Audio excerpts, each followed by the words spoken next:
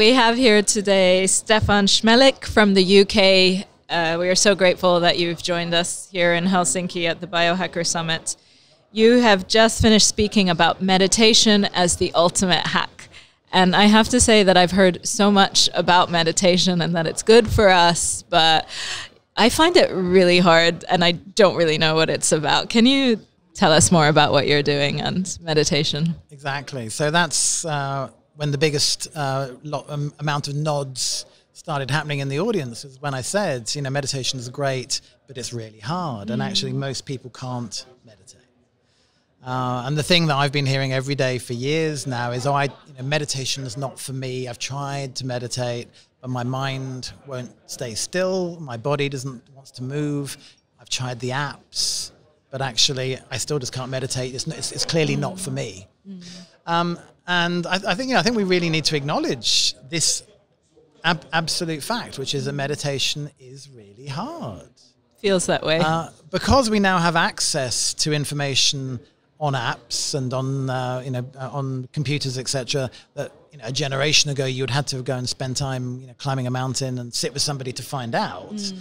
We think the access to the information makes it easy, and in fact it doesn't. Okay. And at the same time, we're also living in exponential technological times when the calls on our attention are greater than ever. So one of the things I was saying earlier on was that we're living in a very advanced world, but we still have the primordial lizard brain of our ancestors. True. Yeah, and our ancestors were hardwired for stress and anxiety. Yeah, because the ones that were relaxed and laid back didn't make it. They didn't pass on their genes. It was the anxious and the paranoid and the worried who were more risk averse who survived to pass on their genes. So, our blueprint is one of anxiety. True. So now that meditation is a really mainstream pursuit, I think lots of people feel they should be able to do it. Yeah, it's almost become like another thing, isn't it? To tick off, I eat my veggies and I drink my water and I go to the gym and I do my yoga and, I want to do my meditation, but actually whenever I try, it's really hard. And also there's a very significant proportion of people, and this isn't being talked about, who have what I call the dark side of mindfulness. Okay. So there is this genuine, real phenomenon where a significant proportion of people, when they try to relax or they try to meditate, they actually feel worse. Okay. It's not even that they find they can't do it, or they get bored, or they keep on thinking about the shopping list. They actually feel worse. When they notice their breathing, they hyperventilate and they have a panic attack. When they try to sit still, they realize they want to run out of the door. Wow. Yeah. When they try to close their eyes, they don't feel safe. And this is, not surprising. We are so overwhelmed by information and data that if you ask somebody to sit still and close their eyes and breathe out, they go, oh my God. They suddenly notice how stressed they are and they want to run out of the room. So although meditation in some ways is more available than it's ever been, it's actually more unavailable than it's ever been. And Dad taught me and my brother to meditate when we were very young. Okay. So I've been meditating for a long time. And I've been teaching people to meditate and breathe and relax for a very long time. And it's not working anymore. Yeah, people, there's a significant proportion of people who literally can't neurologically meditate anymore. Wow. And those are the people that I'm interested in helping. Yeah, so and probably who need it the most. Well, they're the ones that need it the most. And in fact, if you can meditate, then you'll find something that works for you. True. You'll become a jogger, or you'll become a biohacker, or you'll intermittent fast, and you'll have the discipline and this the ability to do that. Absolutely. But this actually is a very, very small percentage of the world's population. Okay. I'm interested in the hundreds of millions of people who are stressed and anxious and can't meditate. And one of the things that's emerged, obviously, with the current situation that's been going on for the last few months globally, is how anxious and stressed people are. And the real pandemic is the absolute tsunami of mental health problems that we're going to see emerging over the next 1 to 5 years. Yeah. This is the problem. Frightening. Yeah. Because, you know, the veneer of, you know, the coping structures that people have been using to cope with their anxiety and their stress have been ripped away.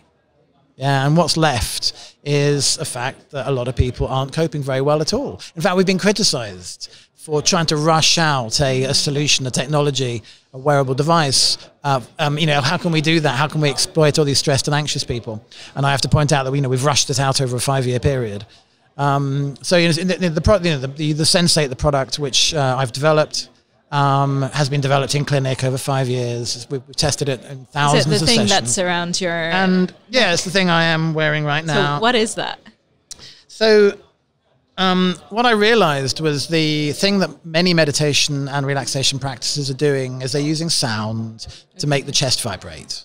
Okay. So, you know, meditation, singing bowls, gong chanting, oming, mantra.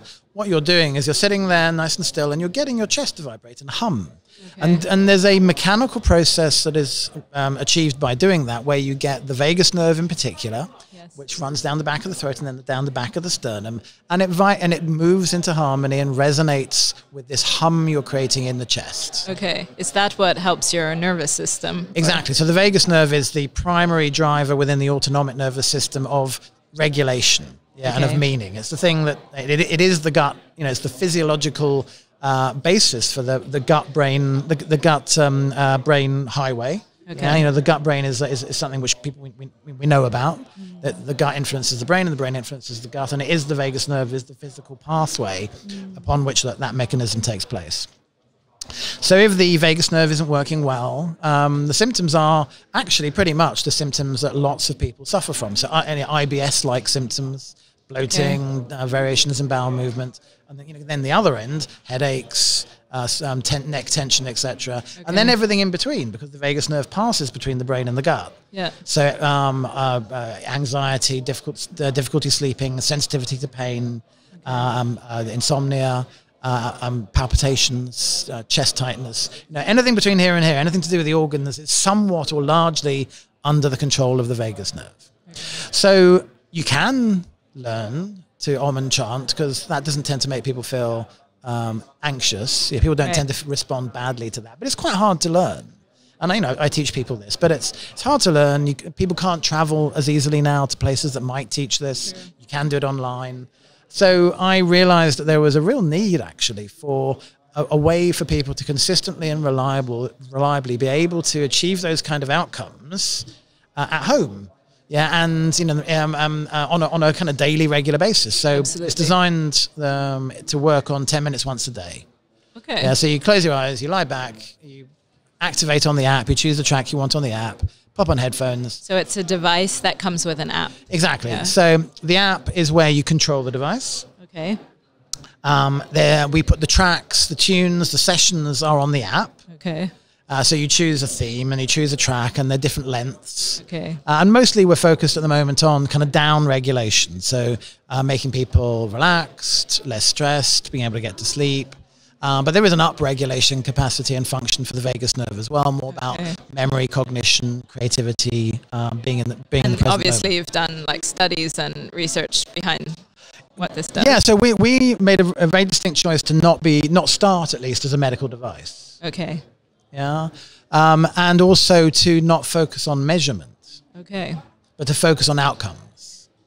Like so outcomes in terms of feeling or how? Yeah. So what people how people report they feel.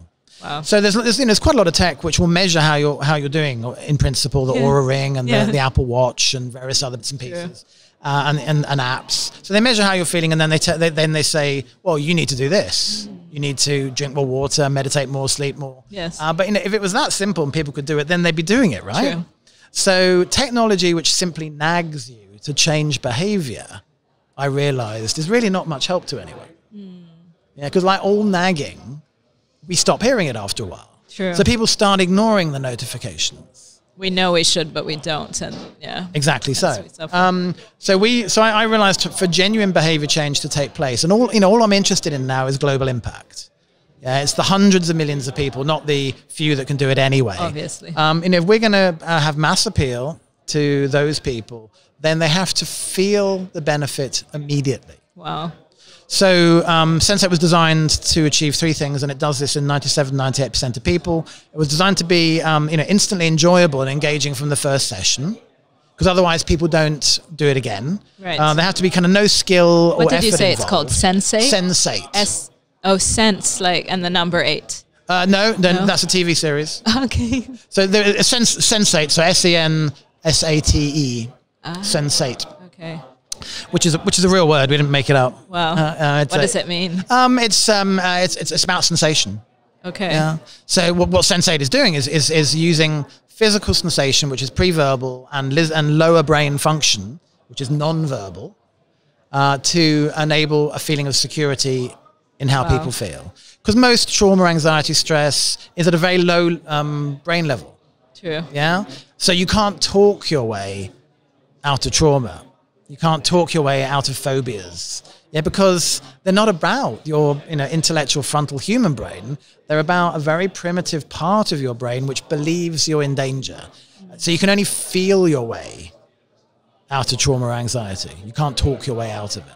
Wow. So Sensei uses physical felt sense and vibration and infrasound to create these kind of feelings of flow state and well-being, which your lizard brain associates with feeling safe. And then Wonderful. It stops dialing up the adrenaline. Okay. We have millions of people around the world who are joining us to watch this who couldn't be with us. If you could share one thing in terms of the global impact that you're hoping to achieve, what is one thing that you think people should know about how to alleviate stress from their lives and just feel better? I think if we can reach a critical mass, a tipping point, and I think we're getting towards that, of people who make decisions based not on fear, but on long-term thinking, then the world can change. And this is really the critical factor. And this is our mission, is to enable people to not be adrenaline-driven, because adrenaline-driven decisions they're short-term fear-based decisions. And we've seen the repercussions of that in the last couple of years. People need to start thinking long-term to head off the various world-ending scenarios which are coming. Yeah, the only way those are going to change is if enough people think long term. Thank you so much. So be the change and be the change, and do that by fighting your own fear, by toning your vagus nerve. Great. Thank you so much for joining us here. Have a great day. Great.